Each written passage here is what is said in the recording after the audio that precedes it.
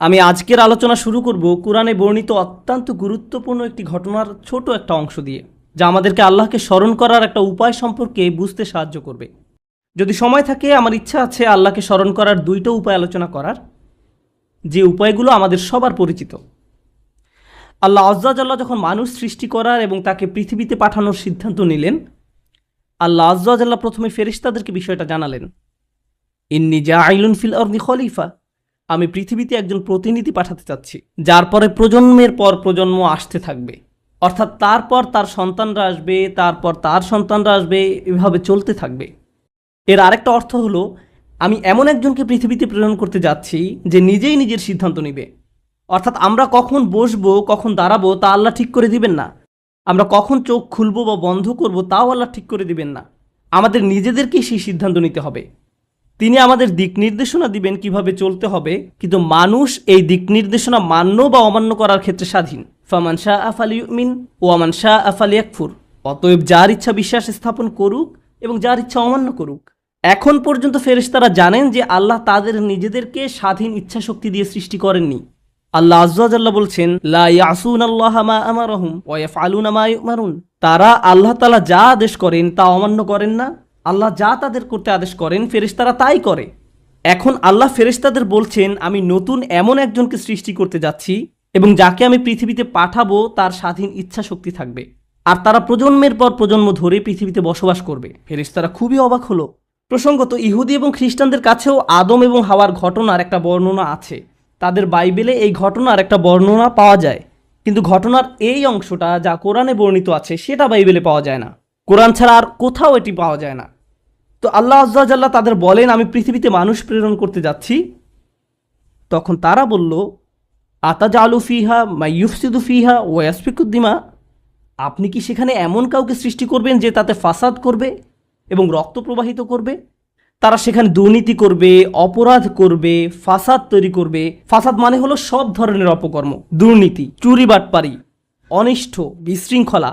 ওয়া ইয়াসফিকুদ দিমা, রক্তপাত করবে, তারা খুন খারাপি করবে। দাম অর্থ রক্ত আর দিমা অর্থ রক্তের নদী। তারা অনিষ্ট সাধনে এত বেশি তৎপর হবে যে কখনো কখনো গোটা গ্রামে বেপরোয়া হত্যাকাণ্ড চালাবে, বোমা মেরে পুরো শহর জ্বালিয়ে দেবে। তারা এভাবে অসংখ্য হত্যাকাণ্ড করবে। আদম আলাইসাল্লামকে দুনিয়ায় প্রেরণের পূর্বেই ফেরেশতারা এই ভয়টা পাচ্ছিল। তারা আল্লাহকে বলল, বিষয়টা তো আমরা বুঝতে পারছি না, আপনি কিভাবে এমন কাউকে পৃথিবীতে পাঠাবেন? তখন আল্লাহ বললেন, ইন্নী আ'লামু মা লা তা'লামুন, নিশ্চয়ই আমি যা জানি তোমরা তা জানো না। আজকে আমি আপনাদেরকে ঘটনাটি বলতে যাচ্ছি না, কিন্তু আমি ঘটনাটির একটি অংশের উপর ফোকাস করতে চাই। তারপর আল্লাহ আজ্জা ওয়া জাল্লাহ তাদের নিকট প্রমাণ করলেন কেন তিনি সঠিক আর তারা ভুল। আল্লাহ যখন তাদের নিকট প্রমাণ করলেন, তখন ফেরেশতারা বলল, সুবহানাকা লা ইলমা লানা। ফেরেশতারা বলল, সুবহানাকা। সেখান থেকে আজ যখন আমরা আল্লাহকে স্মরণ করতে যাই, অন্যতম কমন যে শব্দটি আমরা বলে থাকি তা হলো সুবহানাল্লাহ। ফেরেশতারা আল্লাহকে এই কথা বলেছিল কারণ তারা উপলব্ধি করেছিল যে আল্লাহকে প্রশ্ন করার সময় তারা হয়তো ভুল করে ফেলেছে। তারা বুঝতে পারেনি আদম সৃষ্টি করার পেছনে আল্লাহর পরিকল্পনা কি ছিল। তারা ব্যাপারটা নিয়ে উদ্বিগ্ন ছিল। তারা ভাবছিল আল্লাহর পরিকল্পনা কি হতে পারে, কারণ তারা আল্লাহর পরিকল্পনায় বিজ্ঞতাটি দেখতে পায়নি। তারা উদ্দেশ্যটি বুঝতে পারেনি, কিন্তু আল্লাহ জানতেন। তাই তারা উপলব্ধি করলো যে সম্ভবত এভাবে প্রশ্ন করা তাদের উচিত হয়নি। যখন কেউ আল্লাহ সম্পর্কে এমন কিছু বলে বা চিন্তা করে যা তাদের চিন্তা করা উচিত হয়নি, যখন কেউ অনুভব করে যে সে হয়তো আল্লাহর সাথে অশোভন আচরণ করে ফেলেছে, ঠিক তখন ফেরেশতাদের মতো তারও উচিত সুবহানাল্লাহ বলা। আপনি কতই না পবিত্র। সুবহানাল্লাহ শব্দটি তাসবিহ বা সাবাহা শব্দ থেকে এসেছে, যার মানে হলো কোনো কিছুকে তার সঠিক মাত্রায় রাখা। অর্থাৎ আল্লাহ তাআলা পবিত্র, নির্ভুল। আল্লাহর পরিকল্পনা নির্ভুল, তোমরা বোঝো বা না বোঝো। অতীতে আল্লাহ তোমার জীবনকে যেভাবে পরিচালনা করেছেন তা নিখুঁত, তুমি বোঝো বা না বোঝো, এবং ভবিষ্যতেও আল্লাহ তোমার জীবনকে যেভাবে পরিচালিত করবেন যদি তুমি বোঝো অথবা না বোঝো। আল্লাহর দয়া নির্ভুল, তার ভালোবাসা নির্ভুল, তার পরিকল্পনা নিখুঁত, তার বিজ্ঞতাও নিখুঁত। আল্লাহ তাআলা সম্পর্কে সবকিছুই নিখুঁত। আমাদের ক্ষুদ্র মস্তিষ্ক দিয়ে আমরা সেটা বুঝতে পারি বা না পারি, আর এই নির্ভুলতার সাক্ষ্য দেই আমরা সুবহানাল্লাহ বলার মাধ্যমে। আমরা এই কথা বলার মাধ্যমে আল্লাহর পবিত্রতার ঘোষণা দিয়ে থাকি। আমরা ঘোষণা দেই যে আল্লাহর কোনো সমালোচনা করা যাবে না। আল্লাহ যাই করেন, যেটাই পরিকল্পনা করেন, আল্লাহ যা কিছুই বিশ্বের জন্য প্ল্যান করেন, অথবা ব্যক্তি আমার জন্য আল্লাহ যা কিছুই পরিকল্পনা করেন, সমালোচনা করা যাবে না। একমাত্র যার সমালোচনা করা যাবে সে হলো আমি নিজে, আল্লাহ নন। তাই ফেরেশতারা ভয় পেয়ে গেল যে আল্লাহকে প্রশ্ন করতে গিয়ে তারা হয়তো সমালোচক হয়ে পড়েছিল। যদিও তারা সমালোচক ছিল না, তারা শুধু ব্যাপারটি বুঝতে পারেনি। তাই তারা ভয় পেয়ে বলে উঠল, সুবহানাক, সুবহানাক। আমি চাই সুবহান আল্লাহ বললে প্রথম যে বিষয়টি আপনারা উপলব্ধি করবেন, যখন মানুষ আল্লাহ তাআলা সম্পর্কে অশোভন কথাবার্তা বলে, যখন তারা বলে আল্লাহর অংশীদার রয়েছে, অথবা মানুষ যখন আল্লাহর পরিবর্তে মূর্তির পূজা করে, অথবা মানুষ যখন বলে আল্লাহর একজন ছেলে রয়েছে, মাআযাল্লাহ, কুরআনে কাফিরদের এই কথাগুলো উল্লেখ করার পর আল্লাহ জবাবে বলেন সুবহানাহু ওয়া তাআলা, সুবহানাল্লাহি আম্মা ইউশরিকুন। তারা যাকে অংশীদার করে আল্লাহ তাআলা তা থেকে পবিত্র। এই সমস্ত দাবির বিপরীতে আল্লাহর অবস্থান অনেক উঁচুতে। এতক্ষণ পর্যন্ত আমি আপনাদের যা বলেছি তার সারমর্ম হলো, আমরা তখন সুবহানাল্লাহ বলি যখন আমরা আল্লাহ তাআলা সম্পর্কে অশোভন কিছু বলে ফেলি বা চিন্তা করি। সুবহানাল্লাহর উদ্দেশ্য হলো আল্লাহ আযজা ওয়া জাল্লা সম্পর্কে নেতিবাচক চিন্তার বা কথার অপসারণ করা, এটাই উদ্দেশ্য। আপনারা জানেন যে হুদাইবিয়ার সন্ধির সময় যখন রাসূলুল্লাহ সাল্লাল্লাহু আলাইহি সাল্লাম কাফেরদের সাথে একটি চুক্তি করতে যাচ্ছিলেন, সে সময় সব সাহাবীরা খুবই রাগান্বিত ছিলেন। সাহাবীরা কাফেরদের সাথে কোনো সন্ধি করতে রাজি ছিলেন না। তারা বলেন, এই মানুষগুলো আমাদের সাথে তিনবার যুদ্ধে অবতীর্ণ হয়েছে। তারা বদরে আমাদের সাথে যুদ্ধ করেছে, ওহুদে আমাদের সাথে যুদ্ধ করেছে, আহজাবে করেছে। তারা আমাদেরকে হজ করতে দিচ্ছে না, আর আমরা কিনা তাদের সাথে সন্ধি করতে যাব? এরপরও সন্ধির শর্তাবলী লেখা হচ্ছিল। রাসূল সাল্লাল্লাহু আলাইহি সাল্লাম চুক্তির শর্তসমূহ লেখার জন্য আলী রাদিয়াল্লাহু তাআলা আনহুকে দায়িত্ব দিলেন। চুক্তিটি ছিল তাদের এবং মুহাম্মদ রাসূলুল্লাহ সাল্লাল্লাহু আলাইহি সাল্লামের মাঝে। কুরাইশদের প্রতিনিধি রাসূলুল্লাহ লিখতে আপত্তি জানালো। সে বলল, আপনাকে তো আমরা রাসূলুল্লাহ বলে বিশ্বাস করি না, তাই রাসূলুল্লাহর পরিবর্তে আব্দুল্লাহর ছেলে মুহাম্মদ লিখুন। রাসূলুল্লাহ বাক্যাংশটি কেটে দিন, মুছে দিন। তার এই কথায় সব সাহাবীরা চরম ক্ষুব্ধ হলো। ঘটনার বর্ণনায় বলা হয়েছে যে সব সাহাবীরা তখন একত্রে সুবহানাল্লাহ বলে উঠলেন। তারা সুবহানাল্লাহ বলে চিৎকার করে উঠলেন, কারণ তারা ভাবলেন রাসূলুল্লাহ বাক্যাংশটি মুছে দেয়া আল্লাহর বিরুদ্ধে একটা অপরাধ। সুতরাং আমি চাই সুবহানাল্লাহ সম্পর্কে প্রথমে যে বিষয়টি আমরা মনে রাখব তা হলো, সুবহানাল্লাহ বলার মাধ্যমে আমরা সাক্ষ্য দেই আল্লাহ হলেন সকল ভুল, ত্রুটি আর অপূর্ণতার ঊর্ধ্বে। যখন আপনি আল্লাহ সুবহানাহু ওয়া তাআলা সম্পর্কে ত্রুটিপূর্ণ কিছু শুনেন বা ভুল কিছু চিন্তা করেন, আর এটা শয়তানের কৌশল। আদম আলাইহিস সালামের ঘটনা সম্পর্কে আরেকটা দারুণ বিষয় আছে। ফেরেশতারা আল্লাহকে প্রশ্ন করেছিল কারণ তারা আদম সৃষ্টির ব্যাপারটি অনুধাবন করতে পারেনি। একই ঘটনায় কিছুটা পরে এসে অন্য একজন আদম আলাইহিস সালামের সৃষ্টি নিয়ে প্রশ্ন তুলেছিল। ইবলিসও প্রশ্ন করেছিল। সে বলল, আসজুদু লিমান খলাকতা তিনা, এমন ব্যক্তিকে সিজদা করব যাকে আপনি মাটির দ্বারা সৃষ্টি করেছেন? কেন এমনটা করতে যাব? ফেরেশতারা প্রশ্ন করেছিল, আবার ইবলিসও প্রশ্ন করেছিল।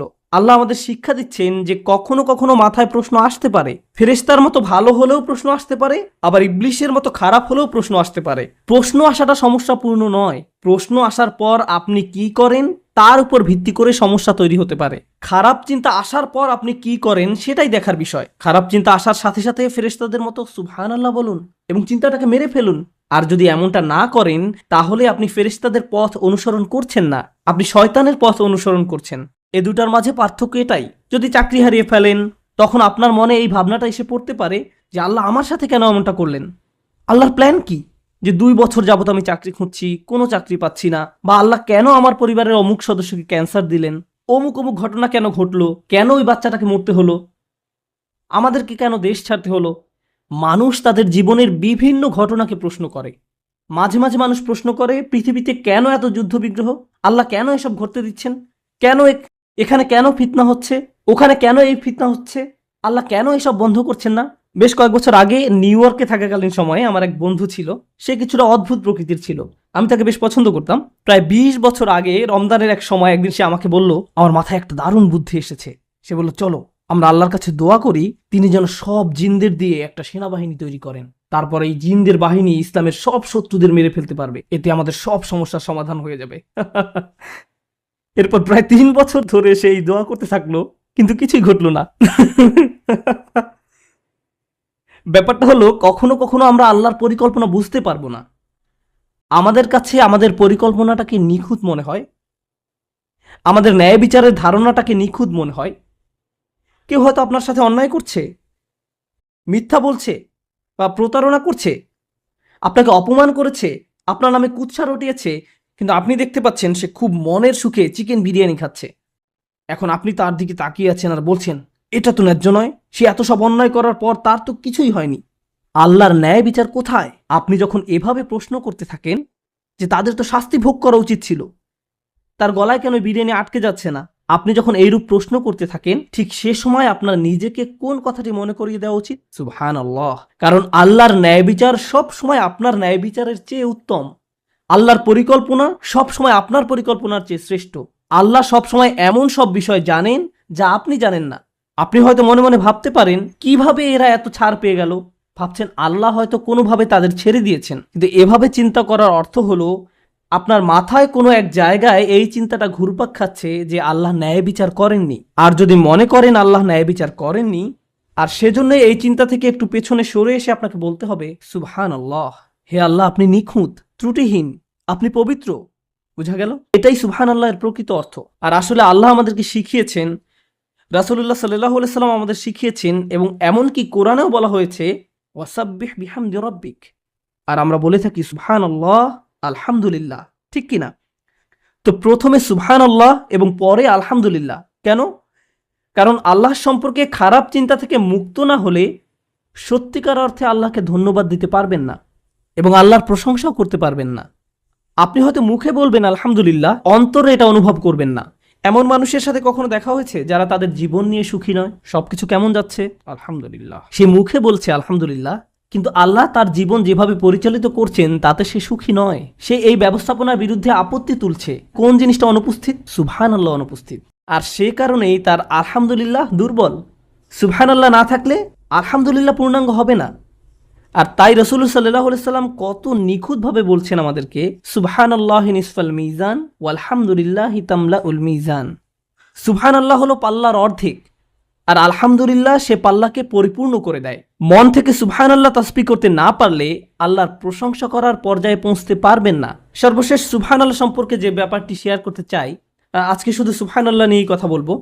ভেবেছিলাম যে আজকে সুবহানাল্লাহ এবং আলহামদুলিল্লাহ উভয়টা নিয়ে কথা বলবো, কিন্তু আগামী পরশু ইনশাআল্লাহ আমরা আলহামদুলিল্লাহ নিয়ে কথা বলবো, যেন আমরা এই দুই বাক্যের কদর করতে পারি। চলুন আজকে শুধু সুবহানাল্লাহ নিয়ে কথা বলি। সুবহানাল্লাহর একটি দিক হলো নেতিবাচক চিন্তাকে দূর করে দেয়া, কিন্তু এর আরও একটা দিক রয়েছে। অপর দিকটি হলো, কোরআনের অনেক জায়গায় আল্লাহ আযজা ওয়া জাল্লা মানুষকে সুবহানাল্লাহ বলার প্রতি উৎসাহিত করেছেন, আবার অনেক জায়গায় নবীরা নিজেদেরকে সুবহানাল্লাহ মনে করিয়ে দিয়েছেন। আপনাদের মনে রাখতে হবে, সুবহানাল্লাহ হলো সেই ঘোষণা দেয়া যা আল্লাহ হলেন পবিত্র এবং নিখুঁত। ফেরাউনকে চ্যালেঞ্জ জানানোর জন্য দায়িত্ব দেয়া হয়েছিল মূসা আলাইহিস সালামকে। তিনি আল্লাহর কাছে দোয়া করেন যে আমার একার পক্ষে এই দায়িত্ব পালন করা কঠিন হবে, আমার ভাইকে আমার সাথে দিন। আশদুদ বিহি আজরি ওয়াশরিকহু ফি আমরি, তার মাধ্যমে আমার কোমর মজবুত করুন এবং তাকে আমার কাজে অংশীদার করুন। তখন আল্লাহ হারুন আলাইহিস সালামকে তার সাথী করে দিলেন। তারপর তারা উভয়ে গেলেন এবং ফেরাউনকে চ্যালেঞ্জ করলেন। মূসা আলাইহিস সালাম যখন হারুন আলাইহিস সালামকে সাথে দেওয়ার জন্য দোয়া করেন, কাই নুসাব্বিহাকা কাসীরা ওয়া নাযকুরাকা কাসীরা ইন্নাকা কুনতা বিনা বাসীরা, সহজভাবে বললে, আমার ভাইকে আমার সাথে দিন যেন আমরা উভয়ে অনেক বেশিবার সুবহানাল্লাহ বলতে পারি এবং যেন আমরা আপনাকে অনেক বেশি স্মরণ করতে পারি। প্রথমে তিনি হারুন আলাইহিস সালামকে চাইলেন যেন হারুন আলাইহিস সালাম তাকে ফেরাউনের মোকাবেলায় সাহায্য করতে পারেন। এরপর মূসা আলাইহিস সালাম আল্লাহর নিকট ব্যাখ্যা করে বললেন, আমি হারুনকে আমার সাথে চাই যেন সে এবং আমি অনেক বেশি আল্লাহর স্মরণ করতে পারি। এখন ফেরাউনকে মোকাবেলার সাথে সুবহানাল্লাহর সম্পর্ক কি? যখন আপনি ইসলামের দাওয়াত দেন, কারো নিকট ইসলাম ব্যাখ্যা করেন, ধরুন রাস্তায় কারোর সাথে আপনার দেখা হলো এবং সে আপনাকে ইসলাম সম্পর্কে বিভিন্ন প্রশ্ন করতে লাগলো, আর আপনিও তার উত্তর দিতে থাকলেন। অনেক সময় আপনি আল্লাহর বাণী পৌঁছে দিতে চান, ঠিক কিনা? এখন কারো যদি ফেরাউনের মতো ব্যক্তিত্ব থাকে, সে আপনাকে নিয়ে তুচ্ছ তাচ্ছিল্য করবে, সে আপনার ধর্ম নিয়ে হাসি ঠাট্টা করবে, আপনার নবীকে নিয়ে ব্যঙ্গ করবে, আপনার ধর্মের কিতাব নিয়ে ব্যঙ্গ করবে, এবং ফেরাউনও ঠিক এটাই করেছিল। এখন কেউ যদি আপনাকে নিয়ে উপহাস করে, এতে কি আপনার মেজাজ খারাপ হবে না? এতে আপনার প্রচণ্ড রাগ হবে। এখন আপনি জানেন না এই রাগ হওয়াটা কি আপনার ব্যক্তিত্বের উপর আঘাত আসার কারণে হয়েছে, নাকি আল্লাহর দ্বীনকে অপমান করার কারণে হয়েছে? কারণ আপনি তো এখানে নিজের ইগোর প্রতিনিধিত্ব করছেন না, আপনি এখানে আল্লাহর দ্বীনের প্রতিনিধিত্ব করছেন। মূসা আলাইহিস সালাম জানেন তিনি মারাত্মক রেগে যান, কিন্তু যখন তিনি আল্লাহর দ্বীনের প্রতিনিধিত্ব করছেন তখন তার পক্ষে রেগে যাওয়া শোভা পায় না। আপনাদের মনে থাকার কথা, তিনি একবার এতই রেগে যান যে ফেরাউনের এক সৈনিককে প্রচণ্ড জোরে ঘুষি মারেন এবং তার ফলে তার মৃত্যু ঘটে। আরেকবার তিনি তার ভাইয়ের দাড়ি চেপে ধরেন, অন্যবার আলওয়াহ ভেঙে ফেলেন। যদিও প্রতিবার রেগে যাওয়ার পেছনে যথেষ্ট যৌক্তিক কারণ ছিল, তিনি এমনকি আল্লাহর নিকট দোয়া করেন, আউযু বিল্লাহি আন আকুনা মিনাল জাহিলিন। তিনি জানতেন যে ফেরাউন এমন সব কথা বলবে যা তাকে রাগিয়ে তুলবে, আর এভাবে যদি তিনি রেগে যান তাহলে আল্লাহর দেয়া দায়িত্ব ঠিকভাবে পালন করতে পারবেন না। আল্লাহ হলেন নিখুঁত, পবিত্র, ত্রুটিহীন, নিখুঁত, পবিত্র আল্লাহ আমাকে এই দায়িত্ব দিয়েছেন। আমি যদি সঠিকভাবে এই দায়িত্ব পালন করতে না পারি তাহলে আমার ভাই আমাকে মনে করিয়ে দিবেন, সুবহানাল্লাহ, নিখুঁত এবং পবিত্র আল্লাহ তোমার কাছ থেকে আরও উত্তম কিছু আশা করেন। আমার দুর্বলতায় সে আমাকে সাহায্য করবে, আর তার দুর্বলতার সময় আমি তাকে সাহায্য করব। আল্লাহ যে নিখুঁত আমরা একে অন্যকে তা বারবার স্মরণ করিয়ে দিব। আল্লাহ আমাদেরকে এই মহান দায়িত্ব দিয়েছেন, আমরা একত্রে আল্লাহর তাসবিহ করব। আর আমাদের রাসূলুল্লাহ সাল্লাল্লাহু আলাইহি সাল্লামের ক্ষেত্রে কোরআনের 2 জায়গায় আপনি পাবেন যখন আল্লাহ রসুলের শত্রুরা তাকে নিয়ে উপহাস করত, অপমান করত, তারা তাকে মক্কা থেকে বিচ্ছিন্ন করে দিয়েছিল। তারা রসুল সাল্লাল্লাহু আলাইহি সাল্লামের বিরুদ্ধে শারীরিক, মানসিক, মৌখিক সব ধরনের অপরাধ করেছিল। যখন এই নির্যাতনের মাত্রা অস্বাভাবিক পর্যায়ে চলে যেত তখন আল্লাহ সুবহানাহু ওয়া তাআলা তাকে বলতেন, ওয়াসাব্বিহ বিহামদি রাব্বিক ফাসবির আলা মা ইয়াকুলুন ওয়াসাব্বিহ বিহামদি রাব্বিক ক্বাবলা তুলুইশ শামসি ওয়া ক্বাবলাল গুরুব। অতএব তারা যা কিছু বলে তার জন্য আপনি সবর করুন এবং সূর্যোদয় ও সূর্যাস্তের পূর্বে আপনার পালনকর্তার সপ্রশংস পবিত্রতা ঘোষণা করুন, অর্থাৎ সুবহানাল্লাহ এবং আলহামদুলিল্লাহ বলুন। কেউ কেউ এখানে প্রশংসা এবং পবিত্রতার ঘোষণা দেয়া বলতে নামাজ বুঝিয়েছেন। আল্লাহ বিশেষভাবে সূর্যোদয়ের আগে এবং সূর্যাস্তের পূর্বের সময় উল্লেখ করেছেন। কেন? রাসূলুল্লাহ সাল্লাল্লাহু আলাইহি সাল্লামকে বলা হলো যে জীবন পরিবর্তনশীল। কাফেরদের শত্রুতা কখনো তীব্র রূপ ধারণ করবে, আবার কখনো কমে যাবে, আর আল্লাহ চাইলে এদের পরাজিত করতে পারেন। মাঝে মাঝে সবকিছু দিনের আলোর মতো পরিচ্ছন্ন হয়ে উঠতে পারে, আবার মাঝে মাঝে সবকিছু রাতের আধারের মতো অন্ধকারাচ্ছন্ন হয়ে যেতে পারে। আপনার চারপাশের পরিস্থিতি পরিবর্তনশীল, কিন্তু যার কোনো পরিবর্তন নেই তিনি হলেন আল্লাহ। আল্লাহ হলেন নিখুঁত এবং পবিত্র। তাই যখন আপনি দেখবেন আলোকিত আকাশ অন্ধকারাচ্ছন্ন হয়ে পড়েছে বা অন্ধকারাচ্ছন্ন আকাশ আলোকিত হয়ে উঠছে, তখন মনে রাখুন আল্লাহ যদি এই মহাবিশ্বকে পরিবর্তন করতে পারেন, তিনি আপনার অবস্থাও পরিবর্তন করতে সক্ষম, এবং আপনার প্রতি আল্লাহর সমর্থন। সুবহানাল্লাহ। তারপর যখন অন্ধকার সময়ের অবসান হলো এবং চারিদিক আলোকিত হয়ে উঠল, অর্থাৎ যখন ইসলামের বিজয় হলো, ইযা জাআ নাসরুল্লাহি ওয়াল ফাতহ ওয়া রাআইতান নাসা ইয়াদখুলুনা ফি দীনিল্লাহি আফওয়াজা। যখন আল্লাহর সাহায্য এবং বিজয় আসবে এবং আপনি মানুষকে দেখবেন দলে দলে আল্লাহর দ্বীনে প্রবেশ করছে, তখন আল্লাহ কি করতে বললেন? ফাসাব্বিহ বিহামদি রাব্বিকা ওয়াস্তাগফির। তখন আপনি আপনার পালনকর্তার সপ্রশংস পবিত্রতা ঘোষণা করুন এবং তার কাছে ক্ষমা প্রার্থনা করুন। এখন আবার আল্লাহর পরিপূর্ণতার এবং পবিত্রতার ঘোষণা দিন। কেন? কারণ খারাপ সময় যেমন সব সময়ের জন্য নয়, একইভাবে ভালো সময়ও সব সময়ের জন্য নয়। একমাত্র আল্লাহ সুবহানাহু ওয়া তাআলা সব সময়ের জন্য। তাই কঠিন সময়ে আল্লাহর পরিপূর্ণতার কথা মনে রাখুন, আবার ভালো সময়েও আল্লাহর পরিপূর্ণতার কথা মনে রাখুন। নিজেকে স্মরণ করিয়ে দিন আপনি এখানে সহজ একটি সময় পার করার জন্য আসেননি। সবকিছু সব সময় একই রকম থাকবে না। আপনার জীবনের কোনো কিছুর পরিবর্তন ঘটলে শয়তান চায় আপনি যেন আল্লাহর সিদ্ধান্তের বিরুদ্ধে প্রশ্ন তুলেন, যেভাবে সে প্রশ্ন তুলেছিল।